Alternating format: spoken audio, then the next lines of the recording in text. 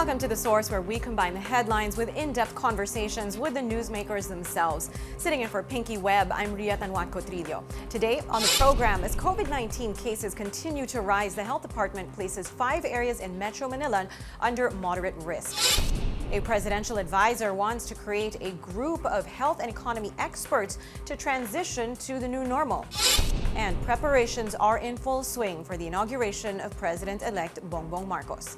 Health reform advocate Dr. Tony Leachon and PNP Director for Operations Major General Val de Leon join us live.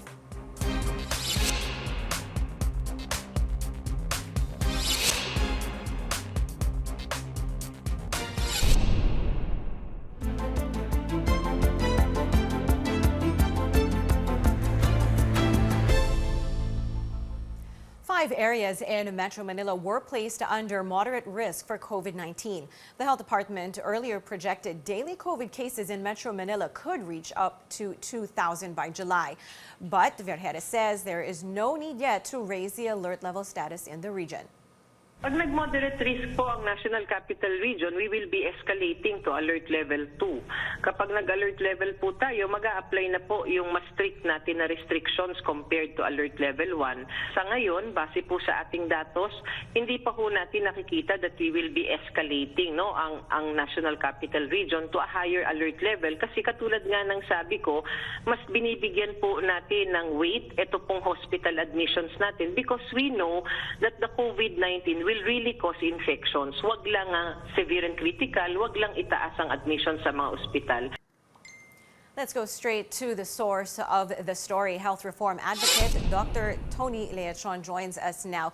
Good morning, Doctor. Thank you for being here. Okay, Octa research says the positivity rate in Metro Manila and 8 other areas has surpassed the recommended 5% benchmark set by the World Health Organization. And the Health Department also declared 5 areas under moderate risk due to the rise in COVID-19 cases there. I'm speaking specifically of Pasig, San Juan, Quezon City, Marikina, and Pateros. Now, looking at all of these figures, Doctor, is there a cause for concern?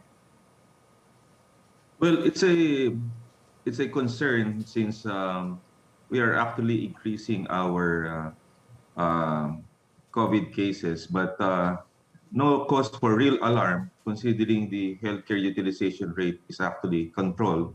I think it's around less than the 20% of the cases.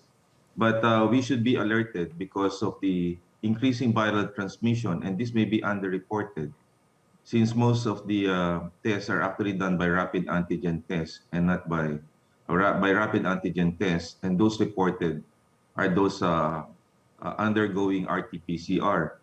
But we should be aware that the national positivity rate is close to the WHO benchmark, which is actually 5%, and it has breached actually the NCR at around 5.9%. So what we can do at this moment is to monitor closely the cases, and we should be vigilant on our minimum public health standards, particularly on masking, and of course the ramping up of our booster rate, considering our booster rate nationally is around 15%.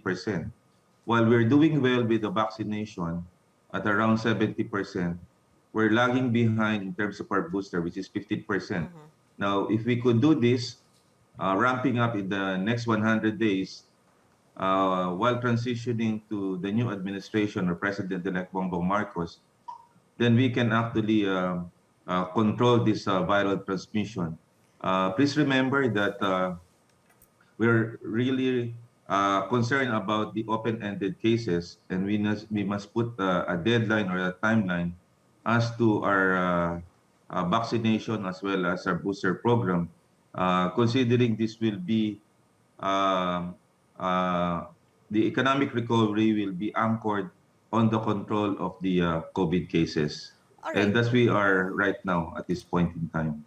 Doctor, you mentioned that the hospital utilization rate remains low, obviously, which is a very good thing. So can we say in general that COVID cases now are pretty mild? They're a mild cold or a mild cough? I mean, is that a general consensus?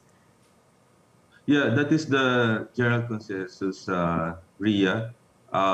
It would present with clinical manifestation of a mild respiratory tract infection that may be controlled at home.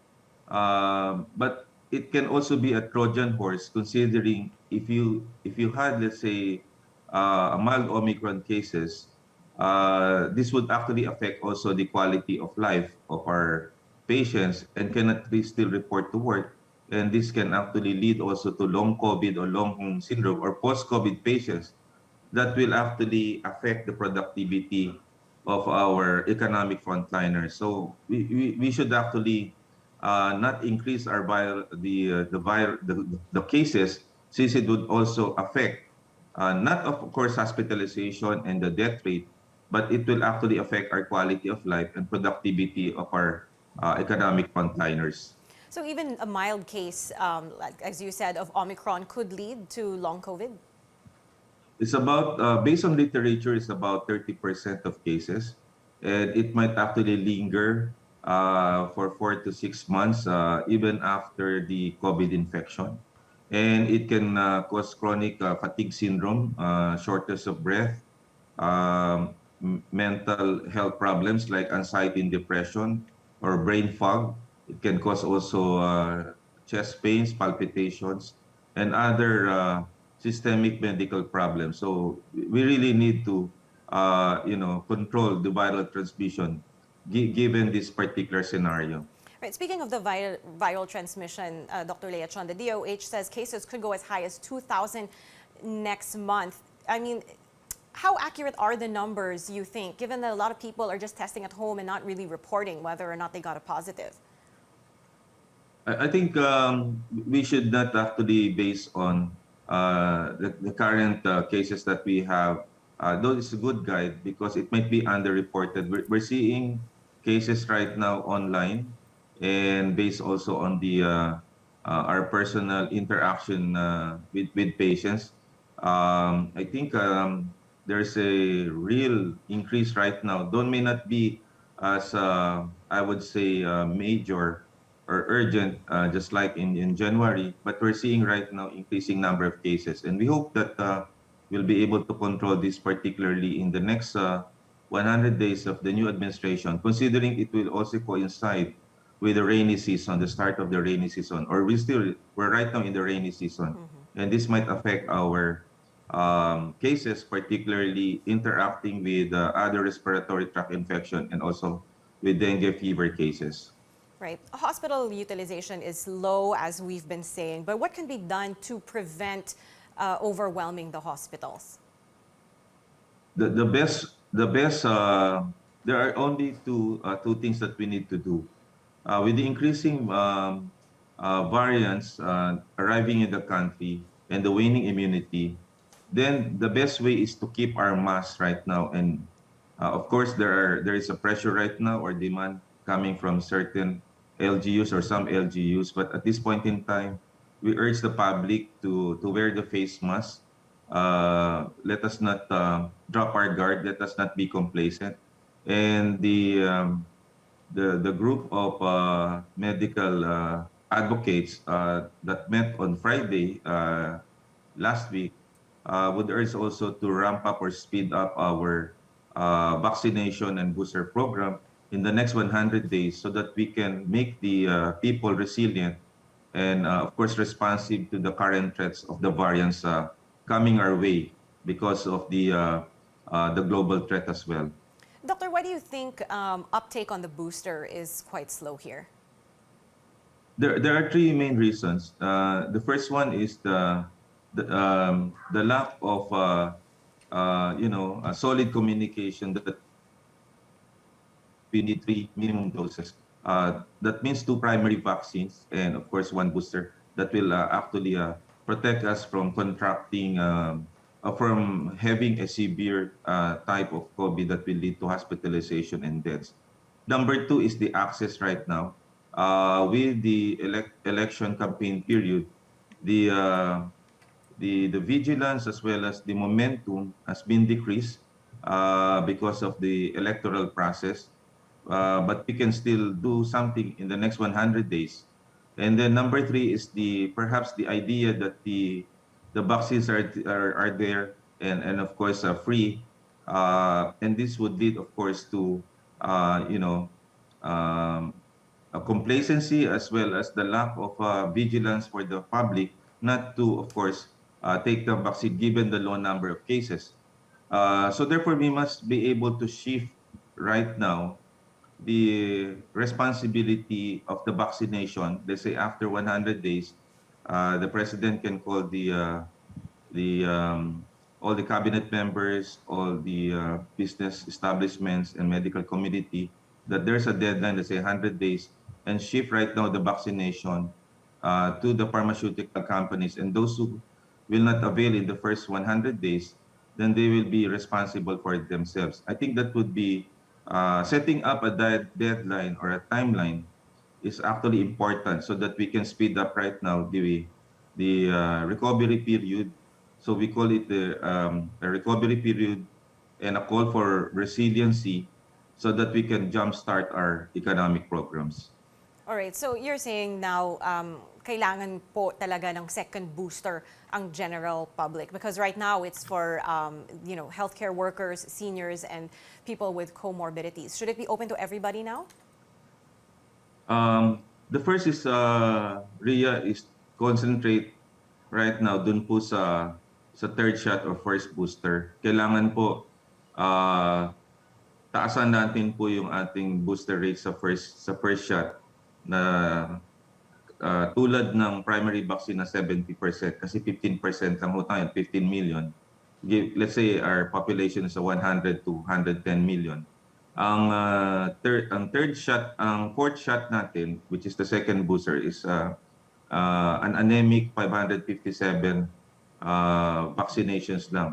So I think the first approach is to ramp up the first booster and then consider also the expansion of the second booster or fourth shot to not only the healthcare workers or senior citizen or immunocompromised individuals, but start and align with the CDC guidelines to start it above 50. And of course, for the A3, yung economic frontliners, baka kailangan i-open up din natin considering some of the vaccines will expire.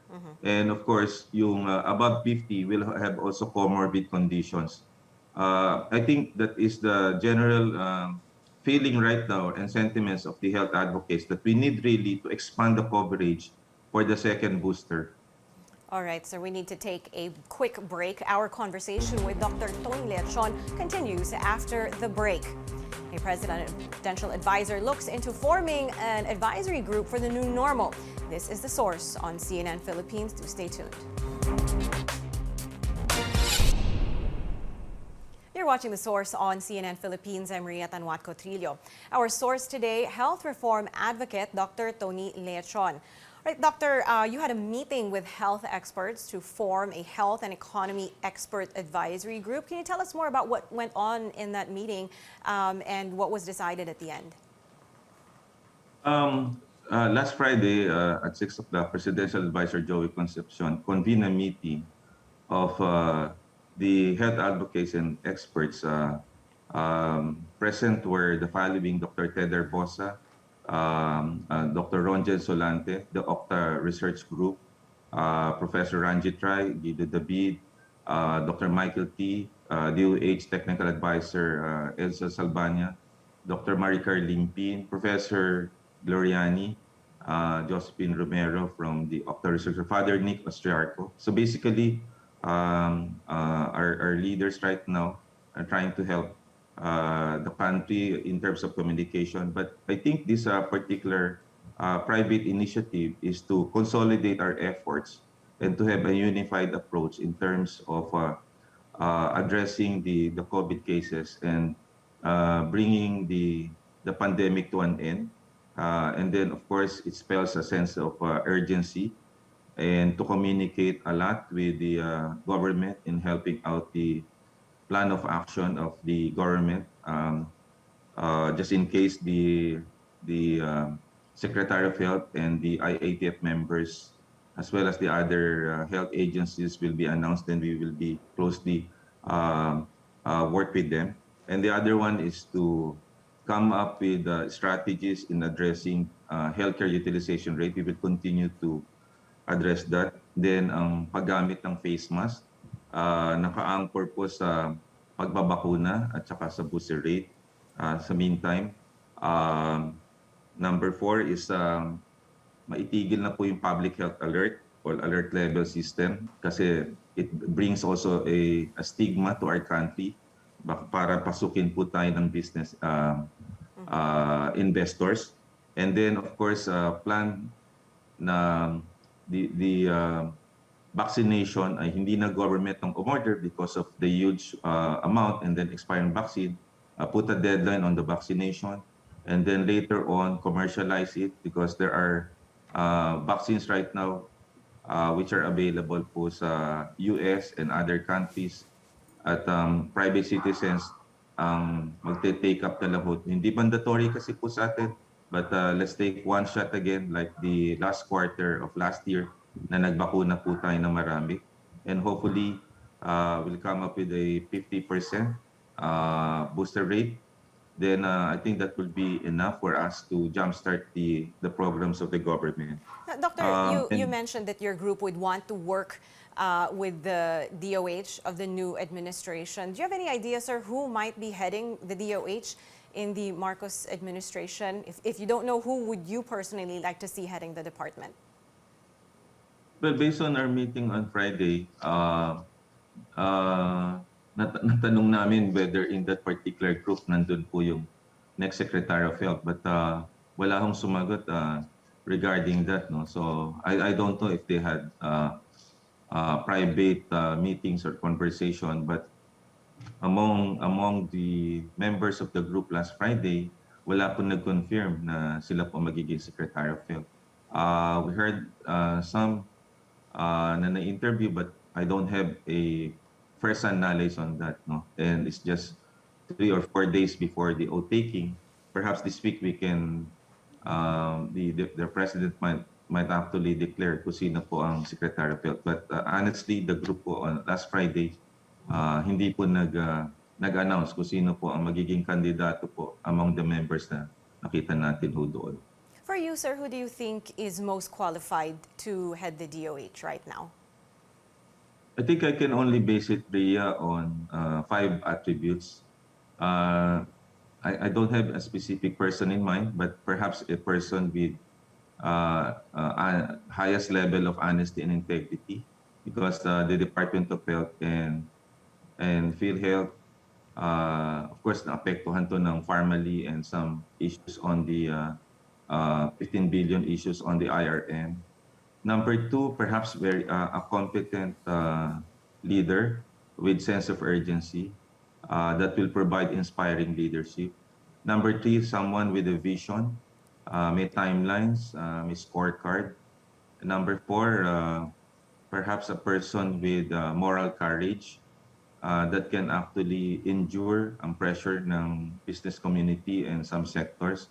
And number 5, those that can work, of course, with a lot of people, particularly with the executive branch as well as the legislative branch, but of course with a touch with the common masa as well as the media. I think yun ang nakikita kong personality ng next Secretary of Health. All right, and we will have to wait and see who exactly that will be. Doctor, thank you so much for being here on The Source. That was health reform advocate Dr. Tony Leachon. We'll be taking a short break. This is The Source on CNN Philippines. Please stay tuned.